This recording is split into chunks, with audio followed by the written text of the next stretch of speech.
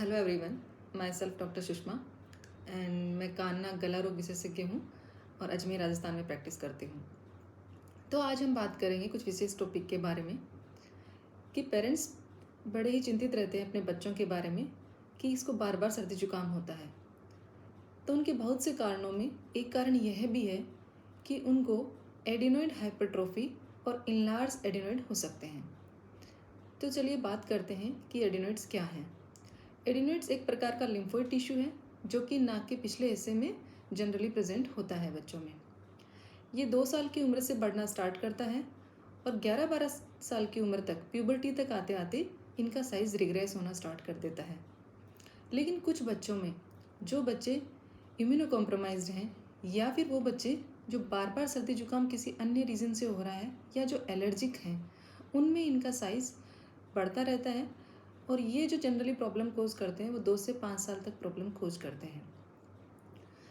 तो क्या होते हैं इनके सिम्टम्स और ये किस लक्षणों के साथ में आते हैं।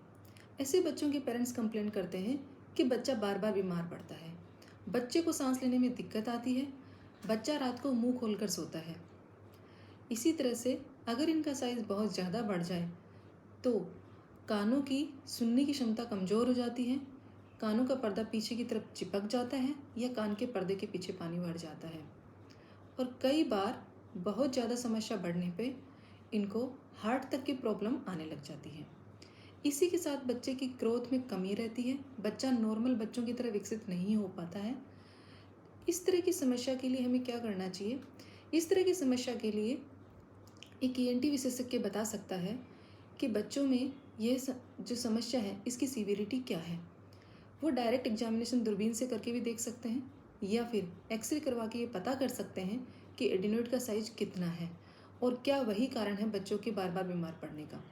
कई बार ये बढ़ते हुए टॉन्सिल के साथ भी एसोसिएट होते हैं कि बच्चे को टॉन्सिलाइटिस की समस्या भी है और एडिनोइड की समस्या भी है।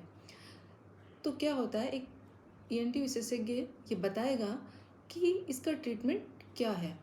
अगर उनकी सीवियरिटी ऑफ सिम्टम्स कम है, एडिनोइड का साइज कम है, बच्चे को प्रॉब्लम थोड़ी ही है, तो फिर वो मेडिकल ट्रीटमेंट दे सकते हैं। लेकिन बच्चों की सीवियरिटी ऑफ सिम्टम्स ज़्यादा है, बच्चे की डे टू डे लाइफ प्रभावित होती है या फिर इतना बीमार पड़ता है कि बार बार स्कूल से छुट्टी लेना पड़ता है, तो फिर सर्जिकल ट्रीटमेंट की तरफ जा सकते हैं। सर्जरी जो होती है एडिनोइडेक्टमी कहते हैं और ये दूरबीन के द्वारा की जाती है। इसमें कोई भी टाँके का निशान या चेरी का निशान नहीं आता है।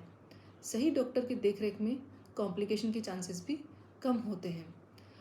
और इस मिथ को भी निकाल दीजिए कि एडिनोइड को हटाने से बच्चे की लोकल इम्यूनिटी पे कोई फ़र्क पड़ता है। एडिनोइड बच्चे को लोकल इम्यूनिटी प्रोवाइड करता है।